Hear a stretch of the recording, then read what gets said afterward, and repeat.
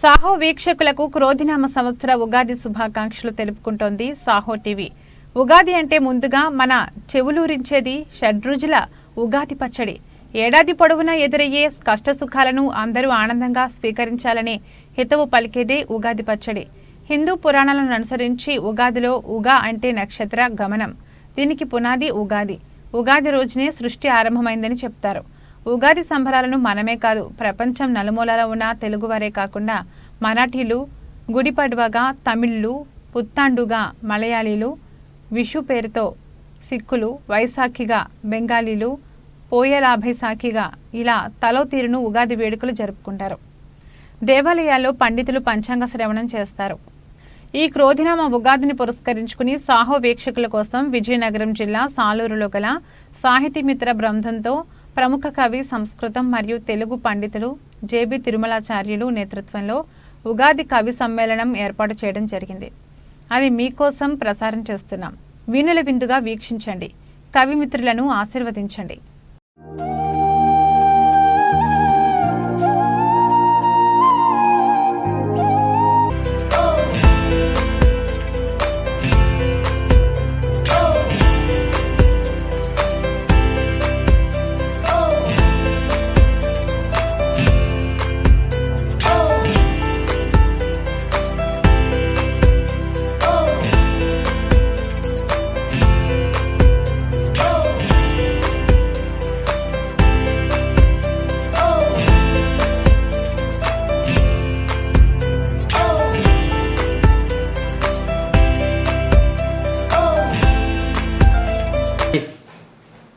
శ్రీమత్పయోనిధి నికేతన చక్రపాణే భోగీంద్ర భోగమణిలాజిత పుణ్యమూర్తే యోగీశ శాశ్వత శరణ్య భవాబ్ధిపోత శ్రీలక్ష్మీ నృసింహ మమ దేహి కరావలంబం.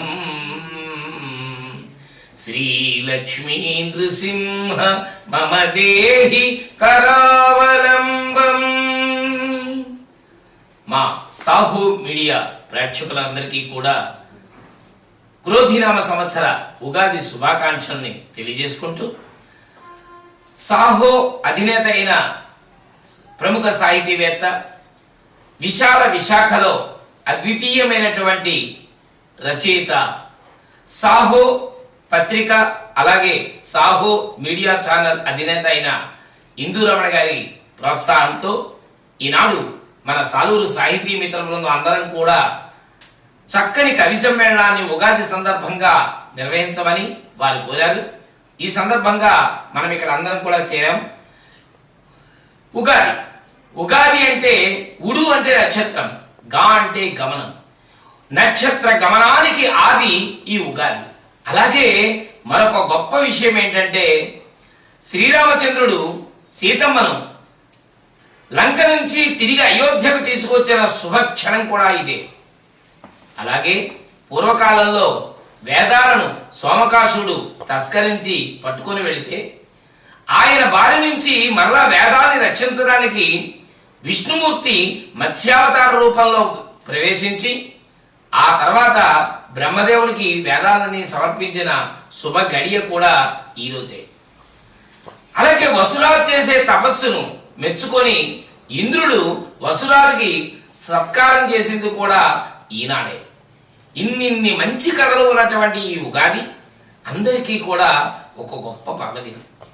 ఈ రోజు నుంచి మనం పని ఆరంభిస్తే అది దిగ్విజయంగా జరుగుతుందని చూసారా. మనం అనుకుంటూ ఉంటాం విజయదశమి గొప్ప రోజని. నిజమే, విజయదశమి ఎలాగైతే శుభక్షణాలు కలిగి ఉన్నాయో అలాంటి శుభక్షణాలు కలిగిన మరొక మంచి రోజు ఈ కాలపురుషుని యొక్క రాజ్యం అయినటువంటి ప్రారంభ దినమైన ఈ ఉగాది.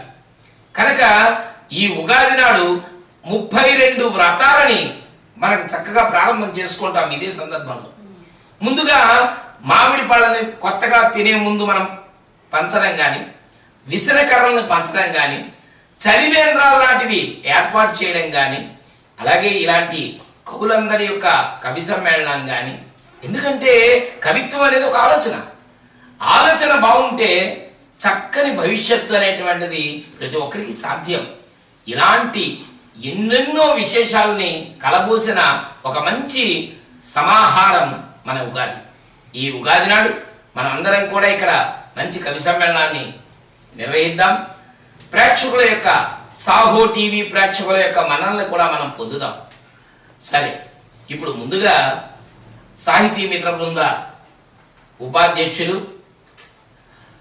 మరణం జిల్లా పరిషత్ ఉన్నత పాఠశాలలో పాఠశాల సహాయకులు ఆంగ్లంగా పనిచేస్తున్న చక్కని కవిమిత్రులు చావలి శేషాద్రి సోమయాజులు గారు, వారు అందించే కవితో మనం ఈరోజు శ్రీకారం చుడదాం.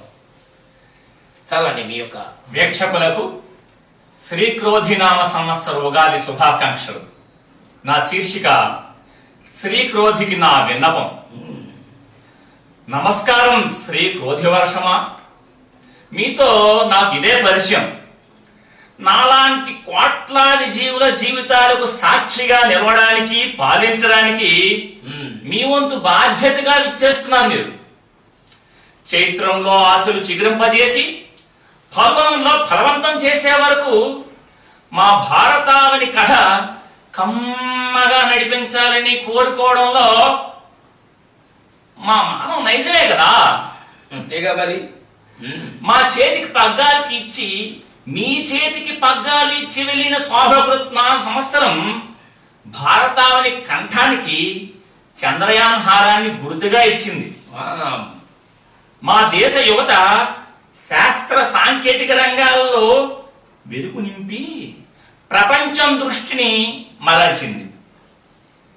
అదిగో మా ఆరాధ్యుడు, ఆది పురుషుడు శ్రీరామునికి నేత్రానందపరమైన ఆలయ ఆవిష్కరణ చేయించింది శ్రీ శోభకృత్నామ సంవత్సరం. శ్రీరామ జయం, శ్రీరామ కార్యం సర్వశుభదాయకం అంటూ మాలో విశ్వాసాన్ని నింపింది శోభకృత్. త్యాగికి యోగికి బలాన్ని సిద్ధింపజేసింది. అన్ని రంగాలలో యువతకు నైపుణ్యపు రేఖలను నింపింది. ఏం చెప్పమంటావు? బొమ్మ ఉన్నాక బొరుసు ఉండదా? ఉంటుంది కదా. విజయాలతో పాటు కష్టాలు ఉన్నాయి అనుకో, వాటి ప్రస్తావన ఎందుకులే. వాటిని ఎదుర్కొనేటువంటి ధైర్యం ఉంది చూసావు, అది కూడా విజయమే కదా. చీకటి చూపులు, రుధిర నేత్రాలు. చీకటి చూపులు చాలా బాగుంది, మంచి పదం. విజయాలకు శత్రువులు సోషల్ మీడియా. అది శ్వాసల మీడియా. సోషల్ మీడియా విష కలసాలు, ఇలా ఎన్నో కారు మబ్బుల దుప్పట్లతో కట్టేద్దామని చూసినా సింధూరం నవ్వుతూ భరతమాత నుదుట గర్వంగా నిలిచింది. వికసించిన భారతం ఇది. అదే నేల, అదే గాలి, అదే మనుషులం. అయ్యో కాలం కూడా అదే. కానీ కాలం సారథి మారుతున్నారు. అంతేగా, ప్రతి సంవత్సరానికి మారుతూ ఉంటాయి కదమ్మా శ్రీక్రోధి. శ్రీక్రోధి అంటే ప్రగతికి వారధిగా, శ్రీక్రోధి అంటే విజయాలకు సారథిగా, శ్రీక్రోధి అంటే మా భారత యువత శాస్త్ర సాంకేతిక రంగాలలో ఆకాశమే అవధిగా, మా భారత విద్యా వ్యవస్థను జ్ఞాన నిధిగా, దేశ ఆర్థికాభివృద్ధిని విశాల ఆంబుధిగా, ప్రజలలో శాంతి సామరస్యాల పయోధిగా, విచ్ఛిన్నకర శక్తులకు భేదిగా, దేశ ఆధ్యాత్మిక మార్గంలో విభూతిగా, దేశ రక్షణలో మహారథిగా నిలుస్తూ, మా పరిస్థితులను గమనిస్తూ సుఖ శాంతులను స్థిరపరుస్తూ, యువతలో నైపుణ్యాలను మెరుగుపరుస్తూ, పెడదారులను నివారిస్తూ, దేశభక్తిని పెంపొందిస్తూ, ధర్మ మార్గాన్ని నిర్దేశిస్తూ, దేశ సమైక్యతను బలపరుస్తూ, దేశ ఖ్యాతి పతాకాన్ని రెపరెపలాడిస్తూ, రైతుకు మేలు కల్పిస్తూ, నెలకు 3 వర్షాలు కురిపిస్తూ, పంటలు బాగా పండిస్తూ, శుభమస్తు శుభమస్తు శుభమస్తు అంటూ నడిపించు తల్లి శ్రీక్రోధినామ సంవత్సరమా. చక్కని ఆహ్వానం పలికారు చావలి శేషాద్రి స్వామియాదులు. దేశం ఎప్పుడూ కూడా సుభిక్షంగా ఉండాలని, సౌభాగ్యవంతమైన ఫలదాయకమైనటువంటి విధంగా తన నడక ఉండాలని కోరుతున్నారు.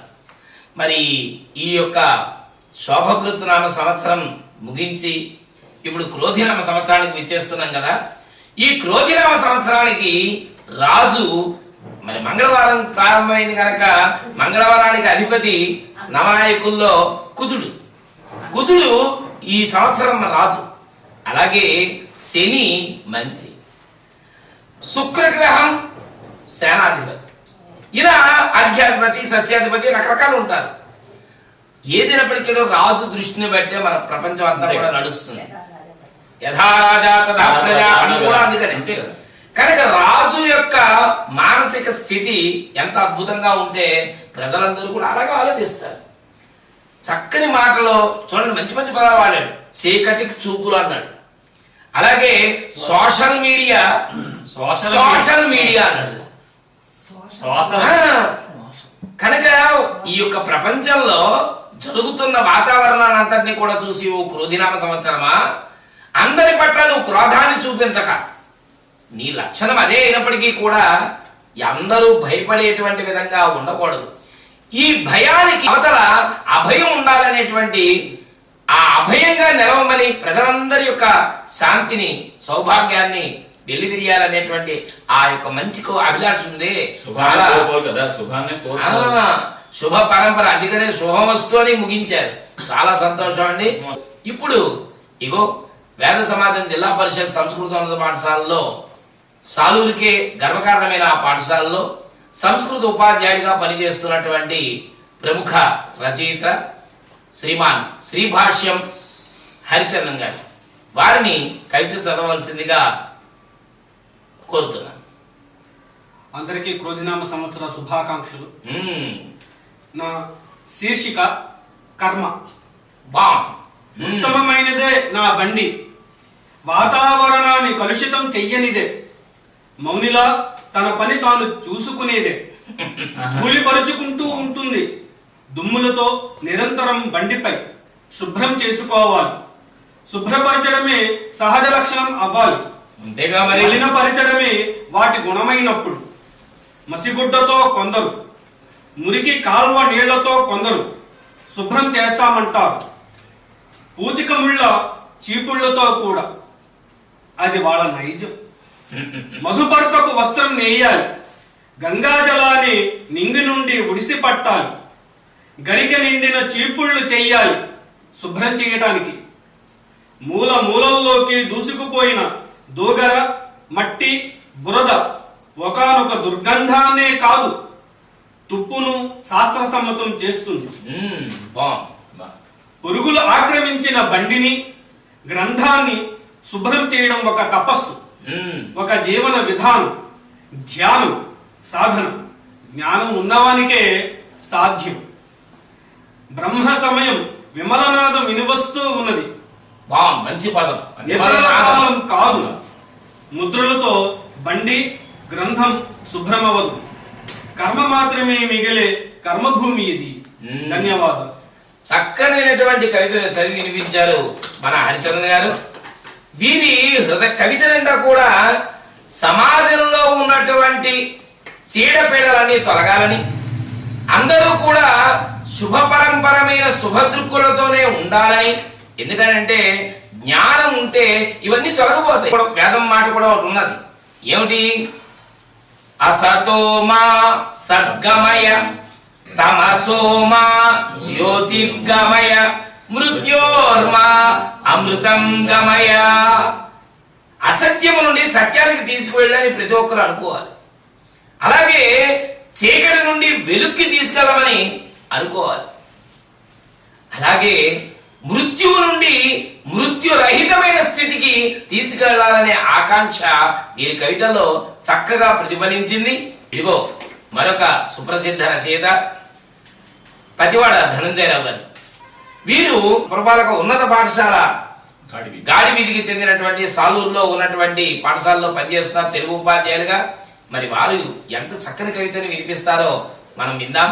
అయ్యా పతివాడ ధనంజయ్ గారు, మీ కవితని సాధించండి. అందరికీ నమస్కారం. కవితా శీర్షిక నాన్నే నాకో ఉగాది. బాగుంది. మాసిన గడ్డం, నెరిసిన జుట్టు, డొక్కు సైకిలు, డొల్ల శరీరం, ఇవే గుర్తొచ్చేవి నాన్నంటే. అరే, ఏ రోజు మంచి బట్ట కొనుక్కోడాయే, మంచి తిండి తినడాయే, ఏమిట్టానా నీ వాలకం అని నేనంటే పిచ్చి నవ్వు నవ్వుతాడు. బ్రతకడం చేతగాని ఒట్టి చవటాయి నాన్న. టేబులనే నవ్వున్నా దమ్మిడి ఖర్చు పెట్టని పిసినారి నాన్న. తినాలని ఉన్నా తినని, తాగాలని ఉన్నా తాగని అయోమయం జగన్నాథం నాన్న. ఇదంతా గతం, నాకుండే వెర్రి అభిమతం. గతం విడిచి కాలం తన రెండు కోరల్లాంటి కరాలతో నాన్ననే పదవినిచ్చి బాధ్యత అనే కంటక కిరీటాన్ని నా తలకు తొడిగింది. సతీ సహస్రదళ పద్మంలా పక్కనే నిలిచింది, పక్కున నవ్వింది. పిల్లలు వెనకొచ్చిన కొమ్ముల్లా నా నెత్తిన మొలిచారు. వెనకొచ్చిన కొమ్ములకే వాడెక్కువ కదా మరి. వెనకొచ్చిన కొమ్ముల్లా నా నెత్తిన మొలిచారు. తెలియకుండానే సంసార చక్రం నన్ను తనలోనికి లాగేసుకుంది. ఈ బురదంతా నీదే అని ఒంటికి పులిమేసుకోమంది. అప్పుడు మొదలయ్యాయి రేట్ల ఇక్కట్లు, పన్నుల పాట్లు, బిల్లుల బీట్లు, పెళ్ళాం తిట్లు, మాడిపోయిన అట్లు, ఫ్యామిలీ సర్కస్ ఫీట్లు, ఇంకా ఎన్నెన్నో ఆట్లు పోట్లు. జీతం నెల తిరక్క ముందే గతం, జీవితం అయ్యిందొక బంగాళాఖాతం. మళ్ళీ గుర్తొచ్చింది గతం. గతంలో 3 అడుగుల వామనమూర్తిలా కనబడ్డ మా నాన్న వర్తమానంలో భూనభాంతరాలను తన 2 పాదాలతో కమ్మేసిన విష్ణుమూర్తిలా కనబడుతున్నాడు. విరించినై తన 2 పాదాలను కడగడానికి సమాయత్తమయ్యాను. ఈ విష్ణుమూర్తి ఈ అవతారంలో వచ్చినప్పుడే కదా బ్రహ్మగారు పాదాలు కడగడానికి సమాయత్తమయ్యారు. అందుకే బ్రహ్మ కడిగిన పాదం అయింది. విరించినై తన 2 పాదాలను కడగడానికి సమాయత్తమయ్యాను. కానరాని లోకాలకు వెళ్ళాడని తెలిసి కూలబడిపోయాను. అయ్యో, బాధ నా గుండెను గ్రీష్మంలా దహించేసింది. శరీరం ఆకులు రాలిన మోడై మౌనం దాల్చింది. అయినా చింతించనక్కర్లేదు, నాన్న మాటలు కళాపూజితాలై నన్ను కర్తవ్యోన్ముఖుణ్ణి చేస్తాయి. నాన్న చేతులు రసోత్ఫలాలై స్వార్థరాహిత్యాన్ని నాలో పురుగొల్పుతాయి. నాన్న లేడనే బాధ అమావాస్యలా అలముకున్నా, నాన్న లేడనే బాధ అమావాస్యలా అలముకున్నా ఆయన అందించిన స్ఫూర్తి ఉగాదిలా మిగిలిపోయింది. అందుకే నాన్నే నాకు ఉగాది. ధన్యవాదాలు. చాలా చక్కనైనటువంటి నాన్న మీద రాయడం అనేటువంటి చాలా అరుదు కవితల్లో. ఎందుకనంటే అందరికీ మొట్టమొదటిగా గుర్తొచ్చేది అమ్మే. అలాగే అదేం చిత్రము గాని అమ్మ మీద రాసినటువంటి కవిత్వాలన్నీ కూడా చాలా వినసొంపుగా ఉండి అందరి హృదయాల్లోకి వెళ్తాయి. కానీ తెరచాటున ఉండి అవ్యాజమైన ప్రేమను పిల్లలపై చూపించే నాన్నగారు అంటే అది పెద్దవాళ్ళై తను తండ్రి అయితే గాని తన తండ్రి విషయం అర్థం కాదంట. అందుకనే వేదం దేవుళ్ళంటే ఎవరయ్యా అని అంటే మాతృదేవో భవ, పితృదేవో భవ, ఆచార్య దేవో భవ, అతిథి దేవో భవ అని 4 దేవుళ్ళని చెప్పింది.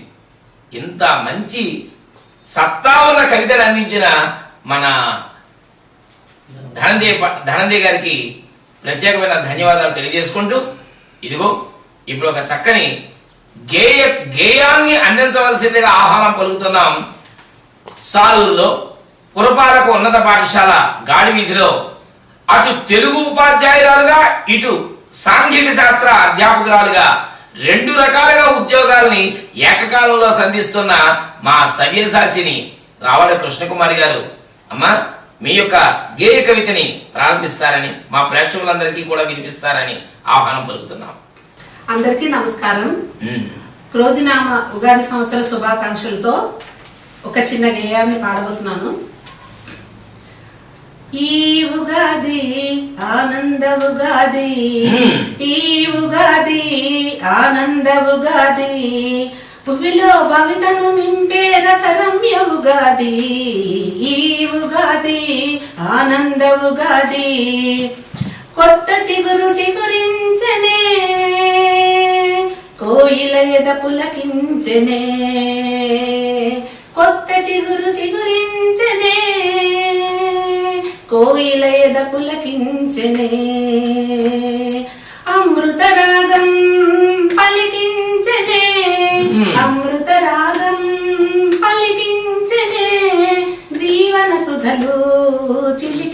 తిలకించెనే జీవన సుధలు చిలికించెనే ఈ ఉగాది ఆనంద ఉగాది ఈ ఉగాది ఆనంద ఉగాది భూమిలో భవితను నింపే రసరమ్య ఉగాది ఈ ఉగాది ఆనంద ఉగాది తెలుగు వారి తొలి పండుగయే వెలుగుల కాంతి విరజిమ్మెనే తెలుగు వారి తొలి పండుగయే వెలుగుల కాంతి విరజిమ్మెనే జిలుగుల క్రాంతి తరంగాలే జిలుగుల క్రాంతి తరంగాలే కలుగును ఎల్లరకు శుభములే కలుగును ఎల్లరకు శుభములే ఈ ఉగాది ఆనంద ఉగాది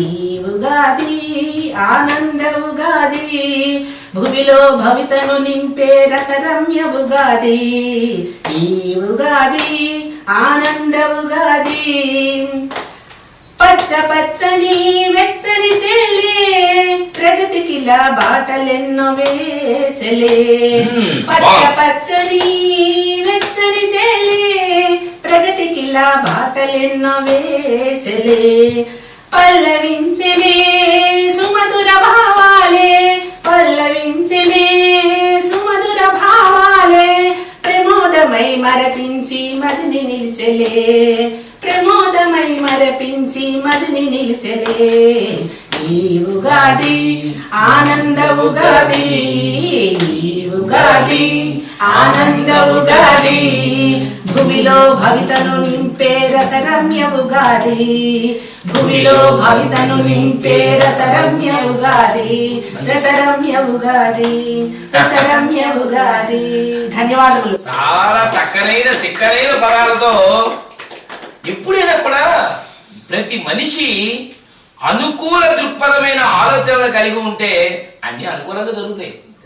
వ్యతిరేకమైన భావాలు కానీ మనసులో పెంచుకుంటే, అందుకే మన వాళ్ళు అంటారు పెద్దవాళ్ళు ఏమని, పాజిటివ్ దృక్పథంలో ఉండాలి అని.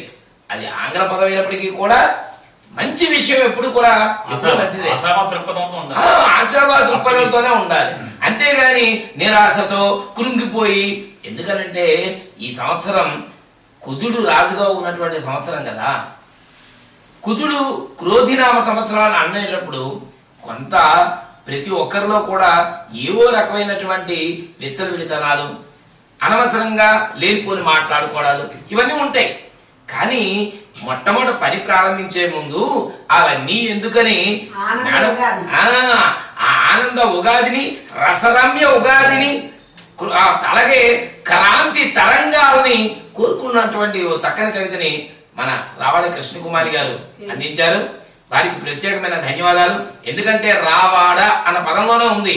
రా అంటే లక్ష్మీదేవి, వాడ వాడరా లక్ష్మీదేవి విరబూయాలనేటువంటి ఆమె యొక్క కోరిక కనుక మంచి ఆకాంక్షలు వెలుగుచ్చినటువంటి రావాడ కృష్ణకుమారి మేడం గారికి మరొక్కసారి శుభాకాంక్షలు తెలియజేసుకుంటూ, ఇప్పుడు తమ యొక్క కవితను వినిపించవలసిందిగా మన వసుమర్తి నాగేశ్వరరావు గారు, చక్కని కవి. అలాగే వారు పాచిపెంట మండలంలో కొత్త వలస గ్రామంలో ఉన్నటువంటి జిల్లా పరిషత్ ఉన్నత పాఠశాలలో పనిచేస్తున్నారు. వారిని కవిత వినిపించవలసిందిగా అందరి ముఖాన కోరుతున్నాను. ముందుగా అందరికీ క్రోధీనామ ఉగాది శుభాకాంక్షలు. నా శీర్షిక నన్ను నేను ప్రశ్నించుకుంటే. నన్ను నేను ప్రశ్నించుకున్నా, రోజంతా శ్రమించిన జానడి పొట్ట నిండని నిరుపేదలకు నేనేమి సహాయం చేయగలనని.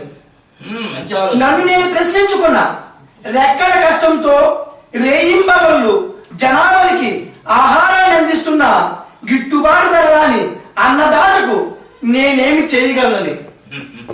నన్ను నేను ప్రశ్నించుకున్నా, శ్రమ చేసి శ్వాసం చిందించి కార్ఖానాలలోను కర్మాగారాలను పనిచేస్తున్న కార్మిక శ్రామిక వర్గాలకు నేనేమి చేయగలనని. నన్ను నేను ప్రశ్నించుకున్నా, బాల్యాన్ని చిదిమేస్తున్న స్త్రీ స్వేచ్ఛను హరిస్తున్న కామాంధుల నుండి రక్షించడానికి నేనేమి చేయగలనని. బాగుంది. నన్ను నేను ప్రశ్నించుకుంటే మ్మ్. నేడు జరుగుతున్న దాడులను, నేడు జరుగుతున్న అన్యాయాలను, నేడు జరుగుతున్న దౌర్జన్యాలను ఎదిరించడానికి నేనేమి చేయగలనని స్వాగతుకు స్వస్తి పలుకుతూ, క్రోధీనామ సంవత్సరానికి స్వాగతం పలుకుతూ, చైత్రమాస వసంతానికి ఆహ్వానం చెబుతూ, షడ్రుచుల ఉగాదికి నమస్సుమాంజలి అందిస్తూ అందరి జీవితాలు కావాలి ఆనంద ఉగాది. అది ధన్యవాదాలు. చూసారా, మీరు చెప్పినటువంటి కవితకి వీణ తనలో తాను ఆలోచించడం మొదలెట్టాడు. మనం చెప్తూ ఉంటాం ఎప్పుడు కూడా, అందరి మనస్తత్వం మనకు అర్థం కావాలంటే ముందు తన మనస్తత్వం ఎలా ఉందో తాను గమనించాలి. తనని తాను అర్థం చేసుకున్నవాడు అందరినీ గుర్తిస్తాడు అనేటువంటిది పెద్దలు చెప్పేటువంటి మాట. అలా నేను ఏం చేయగలను, శ్రామిక లోకానికి ఏం చేయగలను, కర్షక లోకానికి ఏం చేయగలను, 10 మందికి ఉపయోగపడే విధంగా నా జీవితాన్ని ఎలా మలుచుకోను అని తనలో తన ఆవేదనని వ్యక్తం చేస్తున్నాడు, ప్రశ్నిస్తున్నాడు. జవాబు పత్రం ప్రేక్షకులు ప్రేక్షకులు రాస్తారు. తర్వాత ఇంకో మంచి మాట ఉంది. ఆ రోజు భర్తృహరి గారు చెప్పినటువంటి మాట, పరివర్తిని సంసారే మృత కోవా నజాయతే సజాతో ఏన జాతేన యాతి వంశ సమున్నతి. కనుక నాకు మరణం లేనటువంటి విధంగా, సాధారణంగా పుట్టిన ప్రతి జీవికి కూడా పుట్టాడు అంటేనే మరణం ఉంది అని అర్థం. అది ఎప్పుడైనా కావచ్చు. కానీ పుట్టిన నాకు మరణం లేకుండా నేను పనిని సాధించాలి. అది ఎలా చేయాలి, ఏంటి? కాలమా, నువ్వు నన్ను ఆదేశించు, నేను చేస్తాను. ఎందుకంటే కాలం కలకాలం అనుకూలం మనగాడికి, విజయం ఘన విజయం దాసోహం ముమ్మాటికి అన్నట్లుగా చక్కని కవితను నిర్మించారు పశుమతి నాగేశ్వరరావు గారు. అయ్యా మీకు ధన్యవాదాలు. ఇదిగో ఇక్కడ ఉపాధ్యాయ లోకానికి ఒక దిక్సూచిగా దగ్గరలోనూ ఉన్న జీగ్రామ్ అనే ఊరిలో మంచి ఉపాధ్యాయునిగా పనిచేస్తూ ఉన్నటువంటి మా యొక్క సోదరుడు గౌరీ శంకర్రావు గారు, వారిని చక్కని కవితను వినిపించవలసిందిగా ఆహ్వానం పొందుతున్నాను. సాహో ప్రేక్షకులకి క్రోధీనామ సంవత్సర శుభాకాంక్షలు తెలియజేస్తూ, మరి ఈ క్రోధిలో ఉన్నట్టుగా కోపం ఆగ్రహం కాకుండా క్రూరత్వం మనుషులు వీడాలని అలా బయట ప్రకృతితో మాట్లాడే మనుషులు మాట్లాడేటప్పుడు ఏ రకంగా తనలో తాను ప్రకృతిలో కోయిలను ఊహించుకొని కోయిలతో తను మాట్లాడుతున్నప్పుడు నేను చెప్పే ఈ కవితా శీర్షిక మా మనుషుల చేతలు చూడు క్రూరత్వం చూపించాడు అని కోయిలతో ఒక మానవత్వం ఉన్న మనిషి మాట్లాడుతున్నాడు.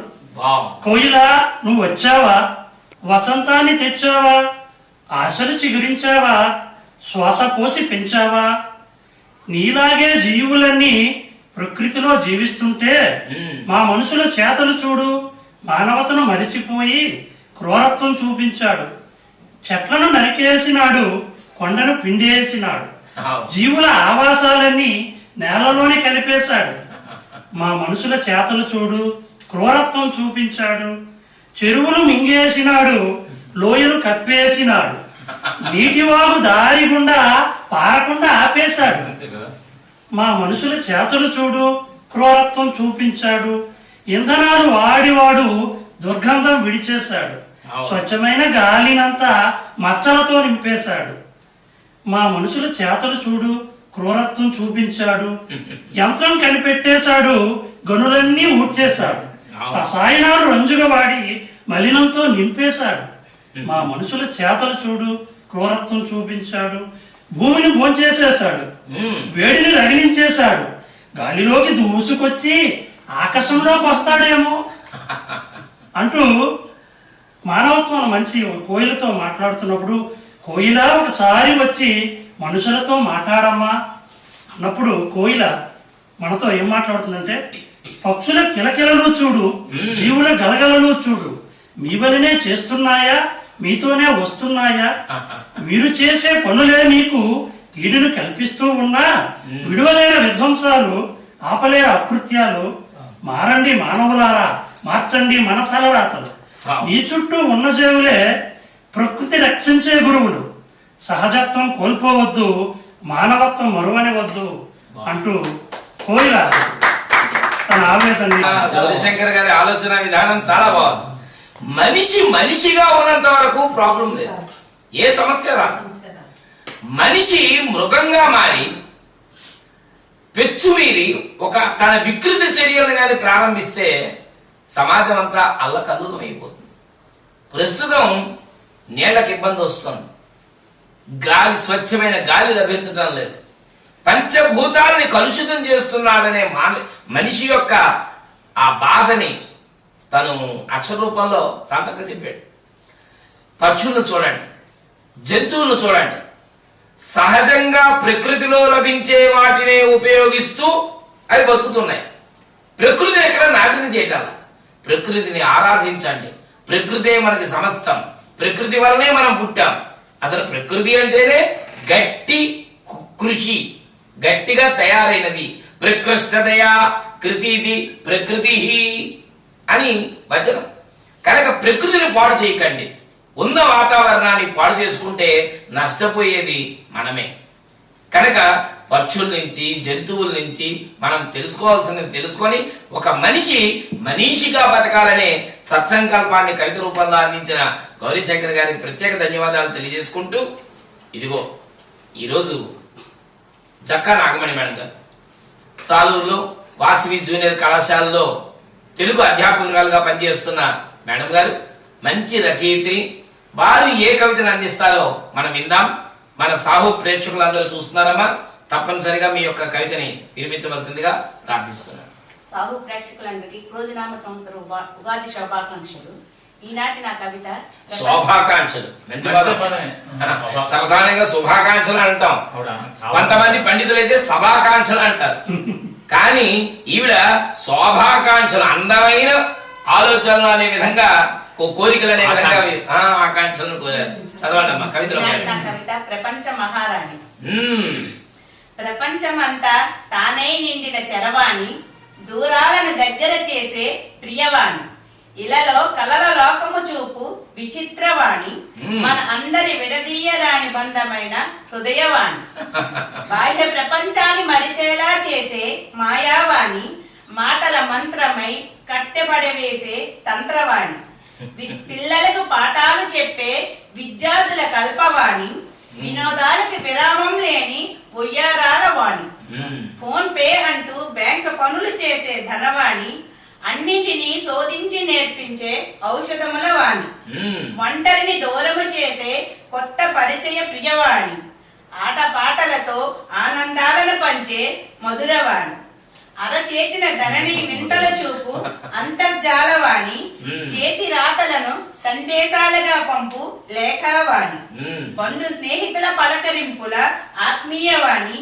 ఆత్మీయ దిక్సూచిగా దారిని చూపు సహాయవాణి, ప్రభాత సమయాన శుభోదయమైన ఉషారాణి, కలియుగ దైవమై రక్షించి నడిపించే దైవరాణి, బాహ్య ప్రపంచాన్ని మరిచాలే చేసే మాయావాణి, నేటి ఆధునిక కాలానికి యాంత్రిక సామ్రాజ్య మహారాణి.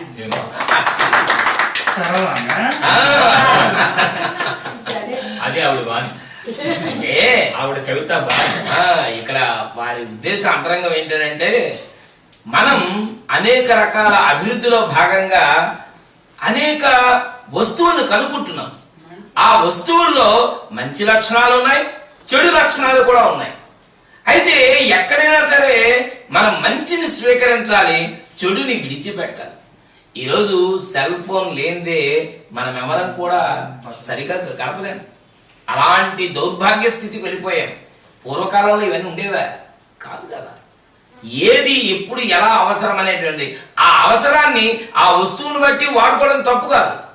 కానీ అదే నేపథ్యంలో వచ్చినటువంటి ఆ చిన్న అరచేతిలో ఇమిడిపోయేటువంటి ఆ యొక్క చలవాణిలో రకరకాల దృశ్యాలను మనం చూసుకుంటూ దాన్ని జీవితంగా భావన చేసుకోవడం అనేది మాత్రం అన్యాయం, తనకి తాను చేసుకునే తీరని ద్రోహం. కనుక అలాంటి వెర్రి ఆలోచనలోకి వెళ్ళిపోకండి, దాన్ని సరిగ్గా ఉపయోగించుకోండి అని అటుపక్క లాభాలను ఇటుపక్క నష్టాలను ఏకకాలంలో మంచి హృదయవాణిని వినిపించారు కవిత్వంగా. దక్క నాగమణి గారికి ప్రత్యేక ధన్యవాదాలు. చూసారా, ఇలా మన సాహో టీవీ ప్రేక్షకులందరికీ కూడా ఈ కాలం కమ్మగా ఉండాలనే ఉద్దేశంతో మంచి మంచి ఆలోచనల్ని ఆవిష్కరించారు మన ఈ కవులందరూ కూడా. ప్రత్యేకమైన కవులందరికీ ధన్యవాదాలు.